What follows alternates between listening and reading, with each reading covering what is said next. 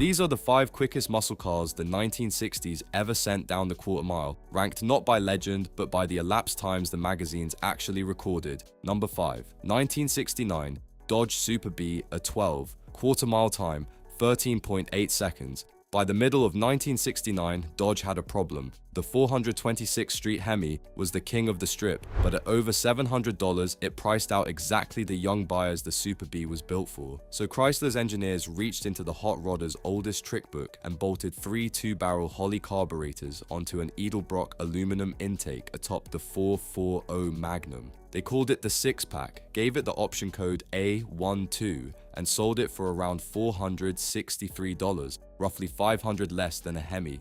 Underneath sat 440 cubic inches rated at 390 horsepower and a monstrous 490 pound-feet of torque. Though period dyno pools suggested the real figure was closer to 420. It came bolted to a bulletproof Dana 60 rear with 4.10 gears, and it wore one of the most aggressive pieces of bodywork in muscle car history.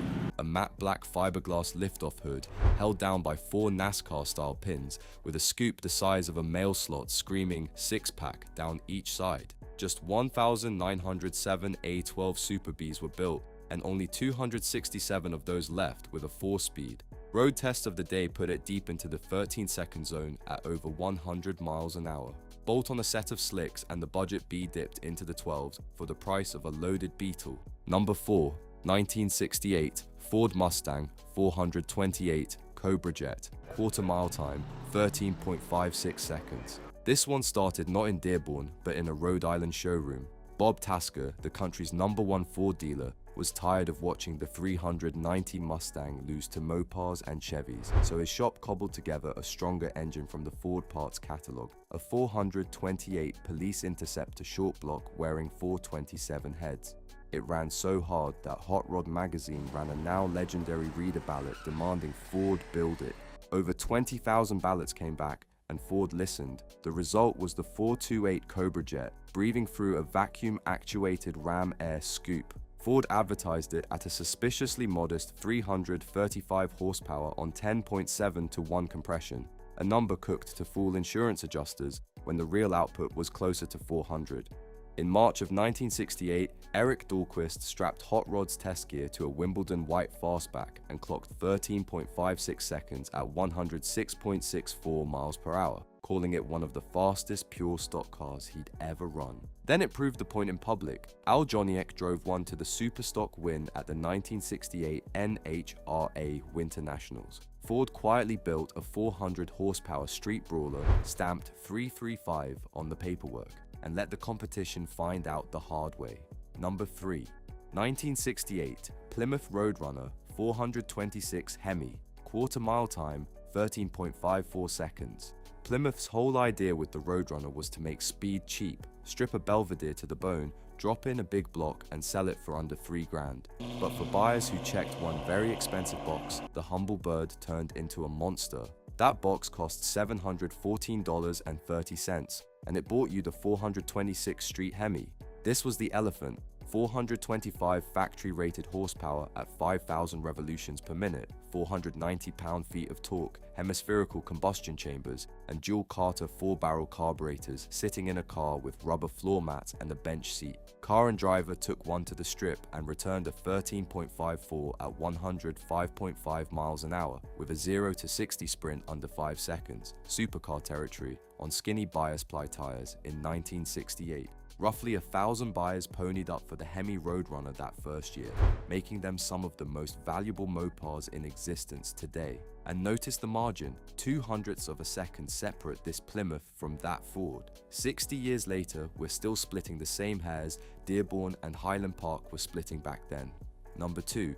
1969 Chevrolet COPO 427 Camaro, quarter mile time, 13.3 seconds. Chevrolet had a rule against putting anything over 400 cubic inches in the Camaro. Dealer Don Yenko had a rule against taking no for an answer. Working the same central office production order backdoor that birthed the fabled ZL1, Yenko and a handful of other dealers ordered Camaros fitted with the L72, a 427 cubic inch iron big block, officially rated at 425 horsepower and 460 pound-feet, fed by an 800 cubic feet per minute Holley on an aluminum intake. The code was COPO 9561. The price was just $489.75, and the car wore dog dish hubcaps and 0 badges. It looked like a secretary's commuter and ran like a missile. Chevrolet built around 1,000 of them, with Yenko himself claiming 201.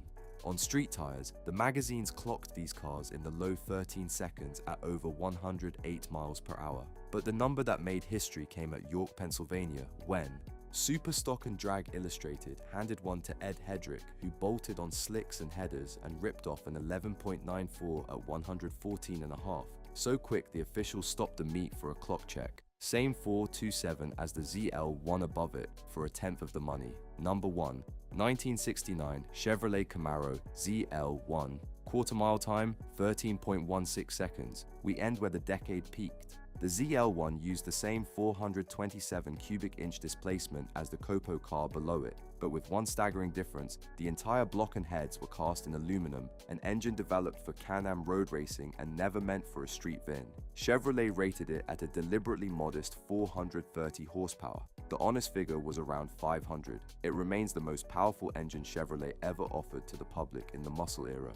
High Performance Cars magazine ran a stock ZL1 down the quarter in 13.16 seconds at 110.21 miles per hour, and that was with the mufflers still bolted on. Cracked the headers, add slicks, and testers dropped it into the 11.6 seconds at 122. Chevrolet never built a quicker production car before or since, but the ZL1 came at a price that strangled it in the cradle. The engine option alone ran $4,160, pushing the sticker past $7,000, more than a Corvette. Only 69 were ever built, and dealers couldn't give them away. The quickest muscle car of the 1960s was also the one nobody could afford. Today, that same unsellable Camaro trades for well over $1 million, which, next to a rundown memory lane like this, still sounds like a bargain. Thanks for watching. Don't forget to like and subscribe.